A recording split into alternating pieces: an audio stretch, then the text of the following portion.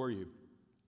So let's go ahead and begin. We're going to pick up. We're at the beginning of 1 Peter, and for those of you who did take the opportunity to watch the introduction video, you understand that followers of Jesus who had been living in Jerusalem were being persecuted in several different ways, so much so that they were being driven out of Jerusalem. They were having to flee Jerusalem because of the persecution.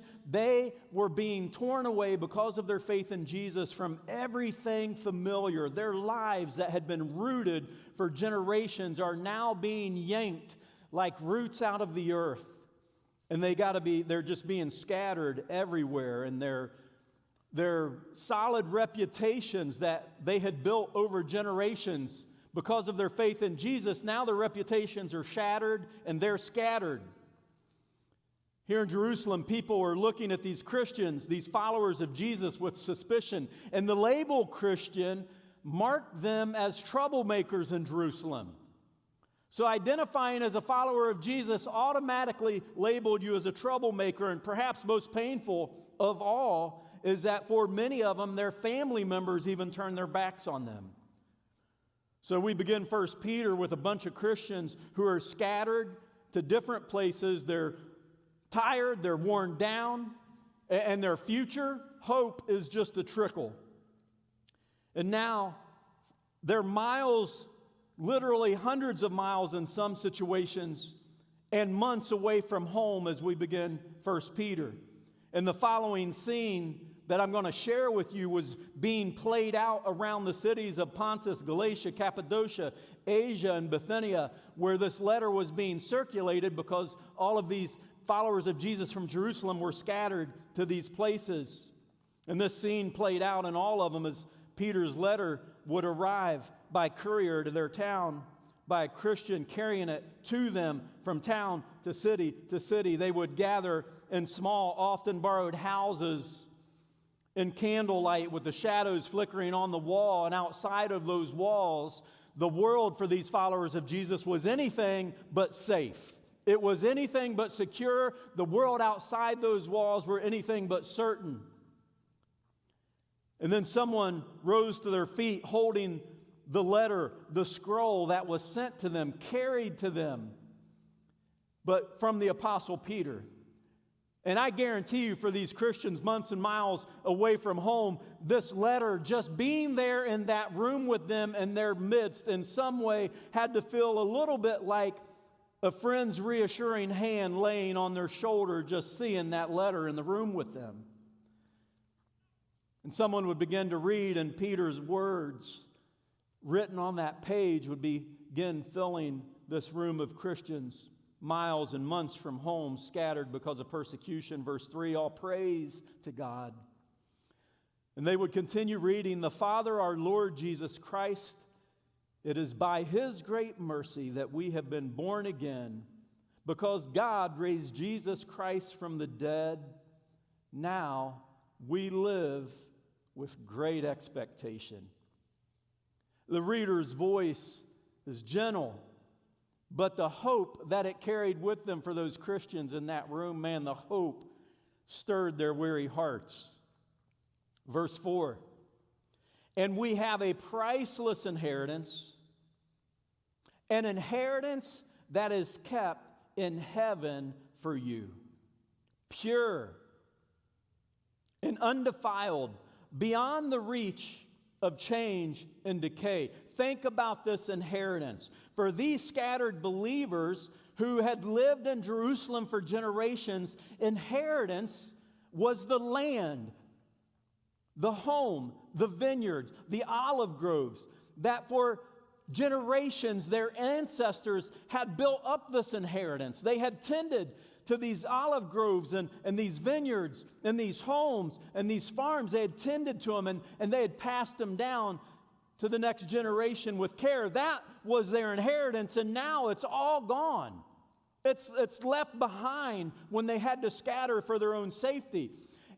They were able to carry some things with them, probably precious coins and family jewelry and maybe a few keepsakes. But now even these inheritances that they were able to carry with them to all of the towns where this letter is being read to the Christians who had scattered, now it's all hidden away in cracks and corners of their new, uncertain lives. And their inheritance is always at risk of being stolen.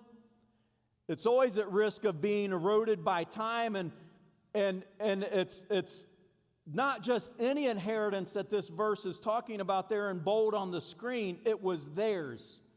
It was kept safe in heaven. It wasn't hidden somewhere in their new town. It was out of reach of the corruption and the decay of this world. And through your faith, verse 5, and through your faith, God is protecting you by His power until you receive this salvation, which is ready to be revealed on the last day for all to see. Those words, God is protecting you. In a world that had become one long string of dangers, betrayals by people in Jerusalem, losses of their inheritance, the idea that God was their shield right there, right now, standing in that room as Peter's words are being read off the page and they hear that God is doing this for them. Yes, please.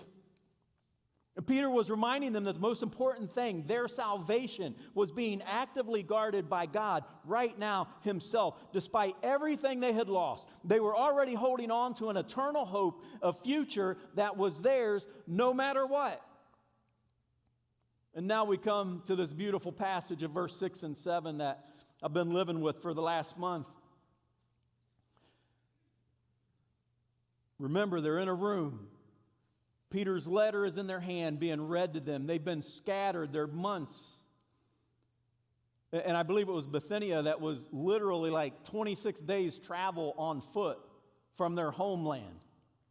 And this letter is being read to them from Peter. So be truly glad. There is a wonderful joy ahead, even though you must endure many trials for a little while. These trials will show that your faith is genuine. Hold on to that right there. This is what God kept stirring in my heart. These trials, be glad, because these trials are going to show that your faith is genuine. It is being tested as fire tests and purifies gold. And through your faith, though your faith is far more precious than mere gold. So when your faith remains strong through these many trials, it will bring you much praise and glory and honor on the day when Jesus Christ is revealed to the world. These trials will show that your faith is genuine. So when your faith remains strong through many trials, I kept ruminating on this, thinking about the Christians who weren't facing these trials or hardship to have their faith tested. What if there were some Christians in Jerusalem whose life wasn't marked by trials? What if there were followers of Jesus in Jerusalem? What if they managed to avoid hardship and persecution? What does that say about their faith? What might be happening in the quiet corners of their heart, in the places where fear whispers louder than their conviction for Jesus? So I began thinking about this. I want you to imagine this with me. How many followers of Jesus were still in Jerusalem while these people are having this letter of Peter read to them and they're scattered miles and months away from home? How many followers of Jesus were still in Jerusalem? Were there any? I just sat and thought about this and thought about my life, thought about my experiences of faith here in America and talking to thousands of Christians over the last 30 years. And I thought, you know what, the scripture doesn't necessarily speak to this, but I'm guessing there were many followers of Jesus who were still in Jerusalem. I don't know. But I know people. And I think there were probably many who were still in Jerusalem. And these are the people who they loved the rituals at the temple. And they would say, boy, I really feel grounded when I'm a part of them. They loved sharing in meals, hearing the stories of their Jewish friends who had also become followers of Jesus. Man, they enjoyed that fellowship. And then when it come to the feasts, they were the best, man. I mean, they loved the tradition. These feasts were full of life. It felt like faith was a celebration. And they were a part of a community. It made them feel alive in Jerusalem. It made them feel connected. Like it was exactly where they were meant to be. They loved being a part of it. But when Christians began losing their jobs because they wouldn't participate in idol worship, when the trade unions started working against Christians because they wouldn't honor who they were supposed to honor to keep their job and worship them, when the label troublemaker began sticking, when harassment of followers of Jesus started becoming a regular part of life in Jerusalem, these believers quietly and carefully began to pull back. They decided their faith in Jesus was something that I think is going to be good if we keep this private. It doesn't need to be on display. I mean, they started thinking about separation of church and state. You know what I'm saying? They never risked their jobs. They never lost their homes. They never faced harassment. They never faced being drove out by others. And here's the thing. Those imaginary believers in my mind who are still in Jerusalem, the ones who were keeping their faith tucked away to avoid the harassment, to avoid the jeers, to avoid being called stupid and made fun of, hidden enough to avoid the heat that was going on in Jerusalem, they're going to miss out on Peter's 2 letters. Because these letters weren't being sent to Jerusalem. These letters were being sent, as you see in verses 1 and 2, to the believers who had been scattered. That's who it's being carried to. This letter that is full of hope and words that they desperately need to hear wasn't going to reach them at this point, because Peter's letter was being sent to the scattered, to those who had been uprooted from their life, who had felt the sting of loss, who had felt the bite of persecution for following Jesus. They were also going to miss out on the chance to strengthen their faith in the fire and discover the unshakable joy that the believers who had been scattered were learning comes from suffering with Jesus, not just for Jesus. There's a unique kind of joy that comes when you've walked through the valley, when you've felt the weight of the cross because of your faith in Jesus, when you've stood shoulder to shoulder with Christ in the midst of the storm in Jerusalem. It's a joy that transforms suffering into the sacred, something that binds you closer and closer to God and closer with those other followers of Jesus who are also months and miles away from home in that room with you under the flickering light, listening to this letter of Peter be read. It's a joy that transforms suffering into something sacred. And I have this bold and underlined real big in my notes. They might have kept their jobs in Jerusalem. They might have kept their homes in Jerusalem. They might have kept their reputations in Jerusalem. But at what cost? At what cost? I need you to ask you to hang in here with me for a few minutes. I'm going to make a very awkward transition here. But if you stick with me, I believe you're going to find something for these weeks ahead for you. You ready? This is bad preaching technique here. I'm just going to tell you right up front, but hang in there with me. How many of you just dread the thought of public speaking? Anyone? I mean, like, do you actually, okay, Kristen, I see you, hands all over the room. We all know about the fear of public speaking. That cold dread that settles in, and you say, not me, never. So throughout your life, you've turned down every opportunity, every invitation. Every time that someone said, hey, I'd like for you to open up the softball banquet by saying this about it. Nope, not me, never, wrong person. You're asking the wrong person. The mere suggestion of public speaking, your chest tightens and your mind screams, no way. And that fear of stumbling over your words or freezing or being utterly exposed in front of everyone is just too much. And you have zero intention of ever putting yourself in a public speaking situation to where you're going to be judged. Anyone know the word for that? The phobia word for that? Huh? Are those jokes? I can't hear them completely. Scared. No, the phobia. What's the name of the phobia? Trivia people, Matt? What is it, Matt? You know? Trivia expert. Glossophobia. Now you'll get that one right at trivia night. Glossophobia. Glossophobia, the fear of public speaking, really isn't about the stage or the light or the crowd. At its root, psychologists have shown us that what really the fear of public speaking is about, and I'm talking about not nervous about doing it or a little anxiety, I'm talking about the people who truly fear it. What's really going on there psychologically, it's not the stage or the crowd, it's the fear of being ostracized. At its root, at its deepest psychological root, that's what the fear of public speaking is the fear of being ostracized. I told you this is going to be an awkward transition. Because in the back of our minds, there's that whisper, if they don't accept you, you're out. You're cut off. That's what's really going on with that fear. And that's the real fear. Not just stumbling over your words or your mind going blank in front of everyone.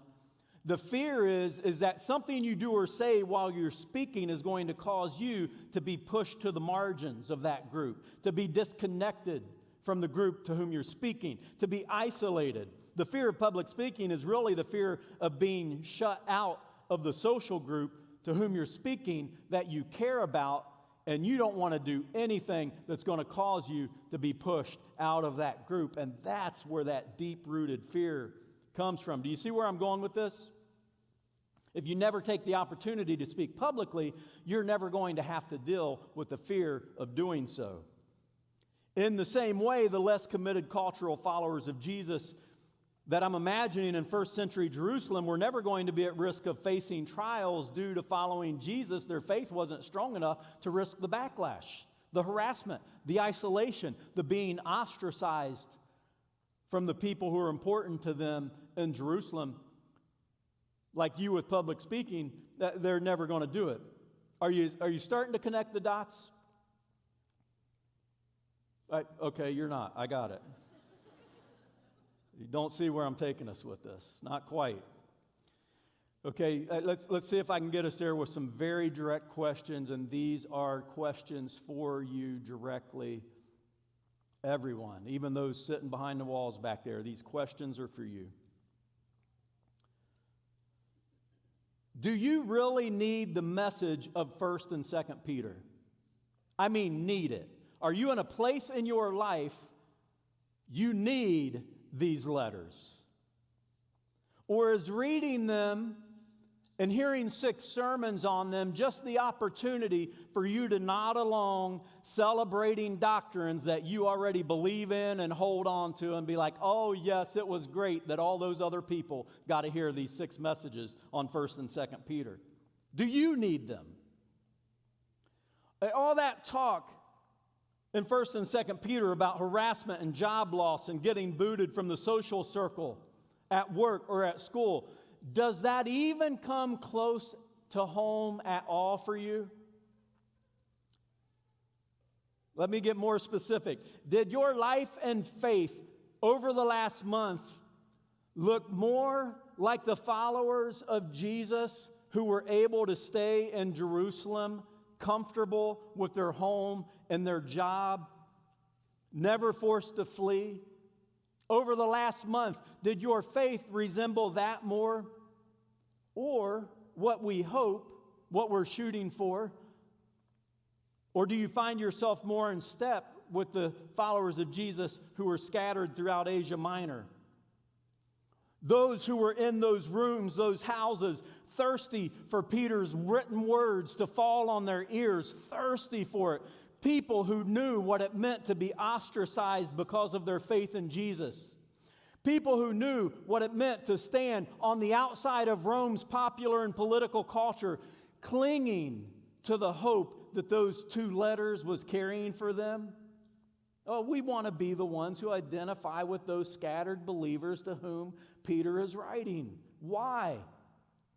Why? Because we're sitting here in post-Christian America, and it is becoming more clear each year after year after year that you get to be either one of these followers of Jesus. You can stay under the radar. You can keep your faith buried in the corners of your heart where your fear is greater than your conviction in Jesus. Your fear of being ostracized because of your faith is greater. So you can keep it buried there because we all know popular culture, academia, woke culture, in their eyes, the teachings of Jesus aren't just outdated. That's what they would have said 20 years ago. But the teachings of Jesus and the teachings and the ministry of this church is literally seen as a threat. Dangerous even. And that's precisely where we find ourselves standing on the outside. Oh, not with everyone. I mean, there's still a portion of America who's not followers of Christ and just go, man, I love it. Love churches. Had a great grandma that was a follower of Jesus. I loved her so much. Good people. Good people. But it just keeps growing who sees the teachings of Jesus as a threat. And that's the challenge of this teaching today to kick off this series, to recognize that you'll only risk being ostracized and being able to identify with the scattered to whom Peter is writing if you live your faith in Jesus out loud. And I promise you, unless you live in some tight little tiny Christian bubble, which we want to help you get out of, if you live your faith clearly and out loud as a follower of Jesus, you will quickly begin running into these situations where people will look at you like you're an ignorant fool, like you're a proselytizer, pushing your ignorance on other people. The idea that there's objective truth, the idea that morality is based on the character of God and the teachings of Jesus, that's not just unpopular anymore. It's seen as a threat. So here's our challenge in this 6-week series. Instead of shying away from this reality, let's embrace it. Jesus told us this during his ministry multiple times, that this was the case. And because of following Jesus, it's always been countercultural in first century Rome and more so every day in 21st century America. The question is, are we willing to be the kind of Christian in a world that is desperate for something real, desperate for something unshakable, desperate for the good news of Jesus Christ, desperate for the ministry of his body, desperate for the church? As we spend the next 6 weeks walking through these letters of Peter, may our lives each week become more and more in need of the message in 1st and 2nd Peter. Because each week, as we live out our faith more clearly, as we live out our faith more boldly and more out loud, we will find ourselves in the very place Peter's words were meant to reach, on the fringes, standing apart. Maybe even feeling the sting of rejection from a social group that is important to you. But that's where we grow. That's where the trials will show that your faith is genuine. And not only that, it's something you can be truly glad about. So let's embrace this challenge to live in such a way that Peter's letters don't just resonate with us. Let's live in such a way that these letters are essential to us. Because in some very small way, we are able to connect with the people standing in those borrowed houses and those rooms scattered miles and months from home because of their faith in Jesus. That's who we want to be able to connect with as we study these letters. Let's choose to stand out. Let's choose to be followers of Christ, which automatically is going to make you different, regardless of what the cost is. And at the same time, we can know that this same hope that is on the screen for those people standing in those rooms, first having these words fall on their ears, that same hope will carry us through too. It will be the same joy for us. It'll be the same gladness for us. And ultimately, it's not about blending in to avoid spiritual harassment. It's about being faithful to Jesus, authentic to the people around us. I want the band to come, and I'm going to lead us in prayer this morning. Let's go ahead and stand. I want to share that last thought with you again. Ultimately, it's not about blending in to avoid spiritual harassment. It's such an easy thing to do. Yes, we need tact. Yes, we need to be wise. Yes, we need to be relational in our faith, but it's true that we just live in a world that if we live clearly for Christ, we're going to run into situations that are difficult for us, where our faith is going to be tested. It's not about blending in to avoid spiritual harassment. It's about being faithful to Jesus, being authentic followers of Christ to the people around us who desperately need us to introduce them to the person of Jesus Christ. And we can't do that when we hide our faith in the corner of our hearts in the places that don't feel comfortable for us. Amen? Let's pray.